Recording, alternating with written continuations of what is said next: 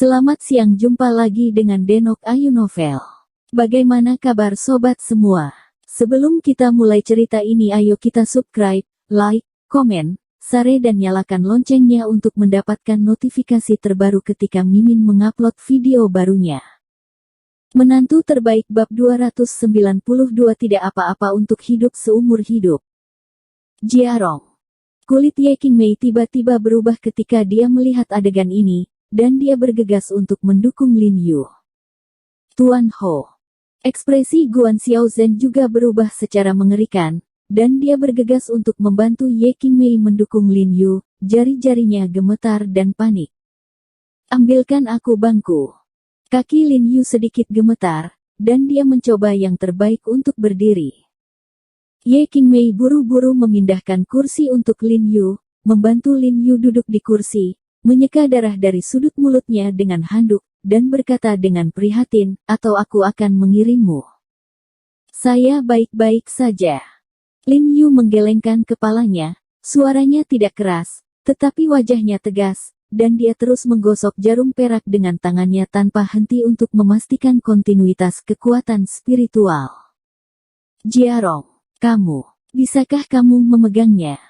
Ye Qingmei menggelengkan kepala dan bibirnya dengan penuh semangat melihat Lin Yu melakukan ini. Dia merasa tertekan dan sangat berharap Lin Yu bisa berhenti. Meskipun dia tidak ingin Li Qianying bangun, dia tidak bisa membiarkan Lin Yu mengambil nyawanya sendiri, bukan? "Tuan Ho, aku. Guan Xiaozhen sangat terharu melihat Lin Yu melakukan ini, mengetahui bahwa Lin Yu menukar hidupnya untuk nyawa Li Qianying. "Bibi, aku tidak." Lin Yu tidak bisa berkata apa-apa lagi. Kata terakhir, benda, lemah dan tidak terdengar, jadi dia harus menggelengkan kepalanya dengan lembut pada Guan Xiaozhen. Dia tahu bahwa meskipun dia tidak bisa melihatnya, karena corak Li Qianying sudah kemerahan, itu berarti metodenya telah berhasil. Semakin banyak waktu seperti ini, semakin dia tidak bisa berhenti. Jika tidak, dia akan melepaskan semua pekerjaan sebelumnya. Meskipun dia menderita luka dalam karena kehilangan kekuatan spiritual yang sangat besar, dia masih tidak bisa menyakiti nyawanya. Jika dia berhenti saat ini, maka Li Qianying pasti sudah mati. Mata Guan Xiaozhen menangis dan bengkak, dan tasbih di tangannya juga dibuang. Dia tidak harus percaya pada Buddha ini karena sang Buddha sudah duduk di depannya. Sang Buddha memotong daging untuk memberi makan elang, sementara Lin Yu menukar hidupnya. Tapi dia meneriakkan kasih sayang sebagai dada setiap hari, tetapi berjanji untuk menukar nyawa selusin anak untuk kelahiran kembali putrinya. Lin Yu terus terang menyebut kehidupan putrinya tidak terpecahkan, tetapi pada saat terakhir, dia menyerahkan hidupnya. "Selamat, saya percaya pada Buddha seumur hidup, dan tidak bisa bertahan hidup." Seiring berjalannya waktu, rona merah di wajah Li Qianying menjadi lebih tebal, dan tubuhnya yang cantik, dari leher bulat ke dada yang menjulang tinggi, ke perut bagian bawah yang kokoh, dan kemudian ke betis yang halus, semuanya tampak dangkal. Merah muda cerah, seperti buah persik matang, segar dan lembut. Bulu matanya bergetar dan tubuhnya bergerak sedikit. Lalu dia membuka matanya dengan suara tercekik. "Bangun." Melihat mata Li Qianying terbuka, Ye Qingmei segera berseru, menunjukkan bahwa Lin Yu bisa berhenti. Guan Xiaozhen sangat terkejut, dan membanting lututnya di depan Li Qianying, menjabat tangannya di wajah Li Qianying, mencoba menggosok tetapi tidak berani menyentuhnya. "Tuan Ho." Hal pertama yang dilihat Li Qianying setelah bangun adalah Lin Yu, dan matanya meledak menjadi cahaya tanpa akhir. "Kamu bangun." Lin Yu membuka mulutnya, dan sebelum dia bisa mengatakan apa-apa, dia jatuh ke tanah dan kehilangan kesadaran. Ketika dia bangun lagi, dia sudah terbaring di tempat tidur besar yang empuk dikelilingi oleh orang-orang, termasuk Li Zhenbei, Guan Xiaozhen, Ye Qingmei, dan Li Qianying.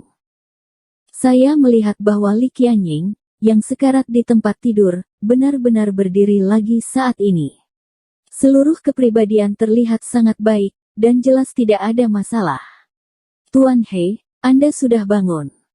Ketika sekelompok orang melihat Lin Yu membuka mata mereka langsung terkejut.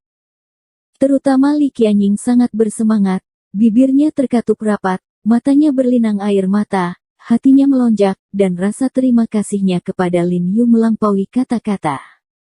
Dia tahu bahwa hidupnya dibeli oleh Lin Yu untuk hidupnya sendiri, jadi dia diam-diam memutuskan bahwa hidupnya akan menjadi miliknya dalam hidup ini. Lin Yu melihat bahwa Li Qianying telah bangun, wajahnya bahagia, dan hatinya sangat puas. Dia memegang tempat tidur dengan kedua tangan untuk duduk, dan tiba-tiba sebuah suara tua yang berat keluar dari telinganya, berbaring. Lin Yu menoleh dan melihat, hanya untuk menemukan bahwa Pak Tua Do sedang duduk di sampingnya, menundukkan kepalanya dan menulis sesuatu. Lao Do, kamu di sini. Lin Yu tersenyum. Suaranya masih agak lemah. Mengapa? Apakah Anda tidak puas bahwa orang tua saya merawat Anda?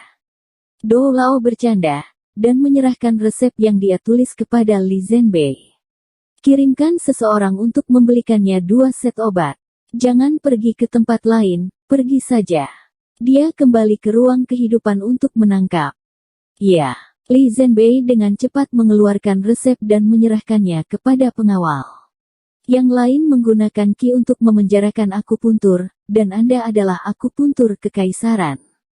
Ini pertama kalinya saya melihat Anda, orang tua. Penatua Do menghela nafas panjang, marah dan mata hormat di mata Lin Yu. Ketika Guan Xiaozhen dan yang lainnya mendengar ini, mereka menundukkan kepala, menghela nafas sedikit, dan berhutang semua pada wajah mereka. Aku baik-baik saja, sembuh saja. Lin Yu tersenyum selama Li Qianying bisa bangun, semuanya layak baginya. Jika kamu tidak mengatakan apa-apa, sekarang aku seorang dokter. Do Lao berkata dengan wajah tegas, dengarkan aku, kamu tidak boleh bangun dari tempat tidur dalam 2 hari, kamu harus tinggal di keluarga Li selama 2 hari ini. Kamu membantu mereka keluarga Li mereka menyelamatkan seorang gadis, dan mereka harus menjagamu dari keluarga Li. Hahaha. Begitu suaranya jatuh, semua orang tertawa terbahak-bahak, dengan kepuasan dan kebahagiaan yang tak terkatakan. Do Lao membuat diagnosis yang baik. Lin Yu saat ini menderita kehilangan energi dan darah, dan dia perlu istirahat. Dia harus menghindari persalinan yang berlebihan dalam 2 hari ini. Tinggal di rumah Li adalah pilihan terbaik. Tuan He, Tuan Do benar. Anda menyelamatkan putri saya. Keluarga Li kami harus melayani Anda. Jika Anda ingin saya mengatakan bahwa Anda tidak hidup selama 2 hari, Anda dapat tinggal di sini seumur hidup. Li Zhenbei haha mengatakan sambil tersenyum lebar. Jelas dia tidak tahu bahwa Lin Yu sudah menikah. Kata-kata ini juga berarti sesuatu. Setelah waktu kontak ini, dia sangat mengagumi Lin Yu. Pemuda ini harus mampu, dan berperilaku. Akan menjadi senjata hebat di masa depan, jika Lin Yu dapat direkrut sebagai menantu dari keluarga Li, itu akan menjadi keberuntungan besar bagi keluarga Li. Selain itu, bagaimana mungkin dia tidak melihat pemikiran putrinya yang cermat? Ayah, apa yang kamu bicarakan omong kosong? Wajah Li Qianying memerah, sedikit kehilangan terlihat di matanya, dan dia meraih ayahnya, tuan dia punya istri. Begitu dia selesai berbicara, tawa Li Zhenbei berhenti tiba-tiba. Dia menatap putrinya dengan heran, dan kemudian berkata dengan malu, Tuan He, maafkan aku bercanda. Tidak apa-apa. Lin Yu menggelengkan kepalanya dan tersenyum. Dia melirik ke arah Ye Qingmei, yang sama-sama malu, dan merasa campur aduk. Ketika pengawalnya kembali dari mengambil obat dan pengasuhnya sudah siap, Do Lao melihat Lin Yu meminum obat dengan matanya sendiri, dan kemudian bangkit untuk pergi. Jiarong, kalau begitu aku akan kembali dulu. Ye Qingmei berkata, kamu bisa istirahat di sini selama 2 hari, Jiang Yan, aku akan memberitahunya. Lin Yu mengangguk ringan, tidak menolak, tetap di sini dan tetap di sini. Hanya 2 hari kemudian, dia hampir pulih, dan dia masih perlu memberi Li Qianzhou jarum. Setelah semua orang pergi, Li Qianying buru-buru memeluk selimut merah jambu dan bertanya, apakah dingin, bisakah aku menutupinya untukmu? Melihat warna selimutnya, Lin Yu tidak bisa menahan senyum dan menggelengkan kepalanya dengan ringan. Kalau begitu, apakah kamu minum air? Li Qianying bertanya setelah melepas selimutnya. Aku tidak haus. Bolehkah aku makan buah? Haruskah aku mengupas apel untukmu? Aku tidak nafsu makan. Kalau begitu aku akan membuatkanmu bubur. Tidak perlu. Lin Yu tersenyum dan menggelengkan kepalanya. Nona Li, kamu tidak perlu bersikap sopan padaku. Itu tidak akan berhasil. Kamu menyelamatkan hidupku. Secara alami aku harus melayanimu dengan sepenuh hati. Li Qianying dengan lembut menggelengkan kepalanya dan berkata dengan keras kepala, merasa sangat sedih, tidak peduli seberapa berdedikasi dia, itu hanya akan memakan waktu 2 hari. Itu saja, dia berharap tenggat waktu ini bisa bertahan seumur hidup. Lin Yu tampak sedih ketika dia mendengar kata-katanya, dan berhenti berbicara sedikit. Tuan Ho, bagaimana perasaan Anda? Apakah ruangannya lebih kecil? Atau haruskah saya mengubahnya untuk Anda? Li Zhenbei masuk dan bertanya sambil tersenyum. Tidak perlu, Paman Li. Lin Yu menggelengkan kepalanya dan berkata dengan ekspresi serius, aku harus menjelaskan sesuatu padamu. Meskipun aku menyelamatkan Nona Li, aku tidak benar-benar menghancurkan hidupnya. Singkatnya, saya baru saja memperpanjang hidupnya. Ekspresi Li Zhenbei berubah sedikit, dan dia terdiam. Li Qianying juga terkejut, tapi masih tersenyum, menggelengkan kepalanya dan berkata, tidak masalah, aku akan puas jika aku bisa hidup lebih lama. Paman Li, jangan khawatir. Sekarang aku telah menemukan cara untuk membantu kehidupan Nona Li, maka aku hanya perlu membantunya dengan akupuntur sekali dari waktu ke waktu, dan hidupnya dapat berlanjut. Aku percaya, selalu suatu hari, saya akan menemukan cara untuk memecahkannya. Lin Yu percaya bahwa karena dia telah menemukan jalannya, dia pasti akan dapat memecahkan nasib ini dengan sedikit lebih banyak pemikiran. Ketika saatnya tiba, saya tidak akan menjadi seperti siapapun sebelumnya dan setelah itu. Sungguh, terima kasih Tuan He.